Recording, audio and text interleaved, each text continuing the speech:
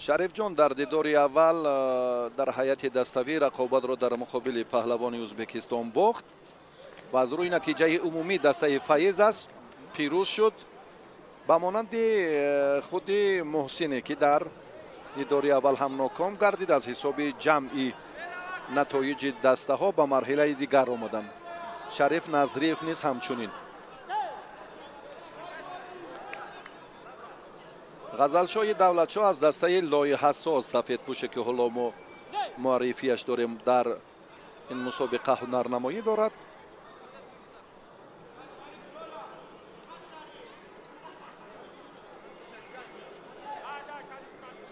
یک بر صفر الان دسته فیضه در این مرحله چهار یک نهایی پیش تاز است، پیش صف است.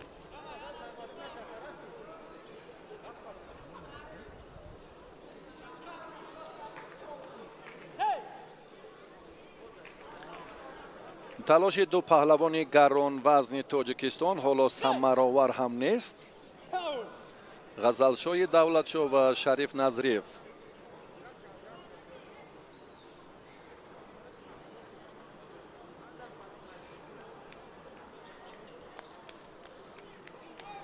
از بالا قپیدن برای شریف بسیار مناسب است و اکنون غزلشاه دولتشاه این عمل را امتیازی بدن بهاگذاری کرد به نفع غزلشاه دولتشاه. شریف را لازم است که بله نتیجه را باز هم دیگر کند، کار را شدت دیگر بخشد.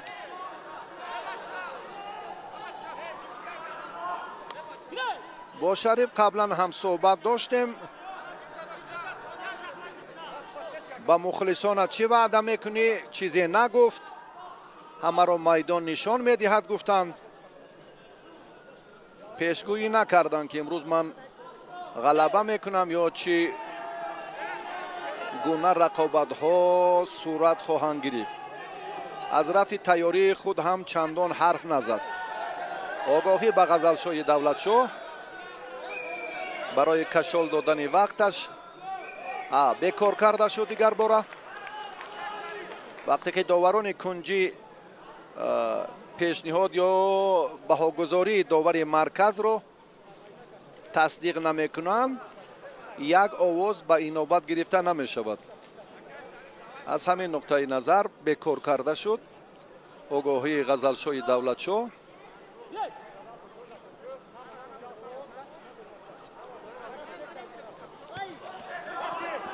دست را چرا آزاد گذاشت؟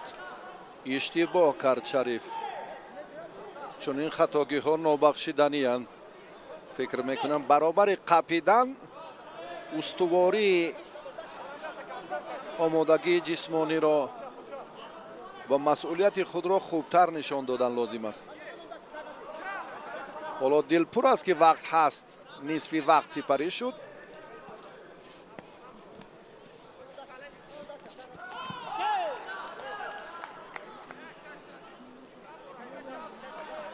حالا که بیرونه را مورد استفاده قرار داد پهلوانی دسته فیضه سبز پوش کلوب شهر شریف نظریف. داور امری گیرید را نشان داد، هم به اشاره و هم به تکرار این گفته ها را بله انجام میدهند.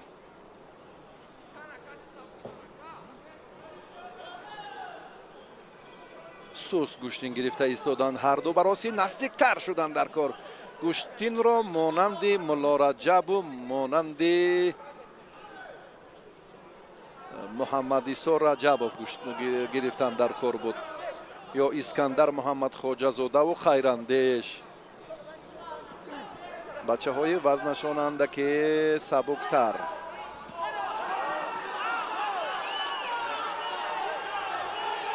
امتیاز نیست.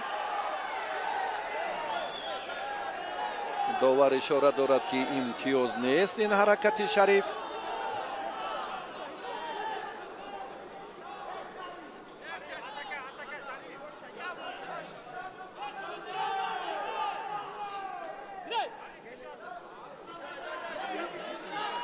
1.5 دقیقه دیگر وقت هست. گوشتین گرفتن در کار. فکر میکنم در این مورد ها که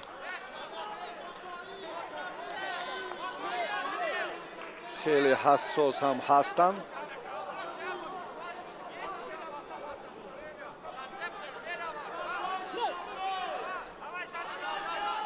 شریف از کمربند میقپد، اما از بالا قپیدن کمی برایش مشکلی ایجاد میکند. ببینید چون که ستون گذاشتن پهلوان سفید پوش، اینجا داور رو هم باید بی‌طرف نگذارد. در گوشتین ما هم ستون گذاری بله دیدید ممنوع است، یعنی غیر قاعده است. آگاهی به تنبیه تبدیل یافت.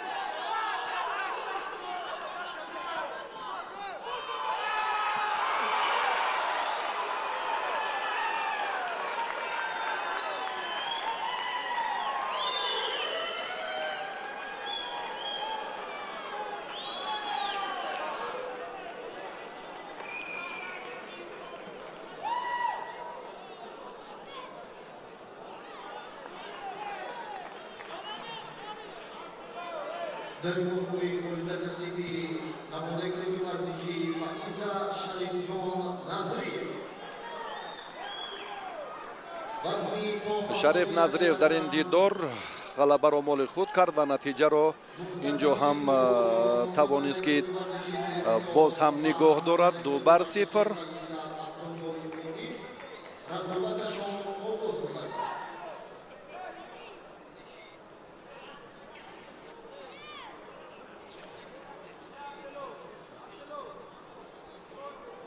توجه میکنیم اکنون به ادامه تلاش پهلوانان. بعد چند لحظه بعد آن حالتی که نوارهای تکراری را یک جا میبینیم و شریف نظریف در نهایت کار را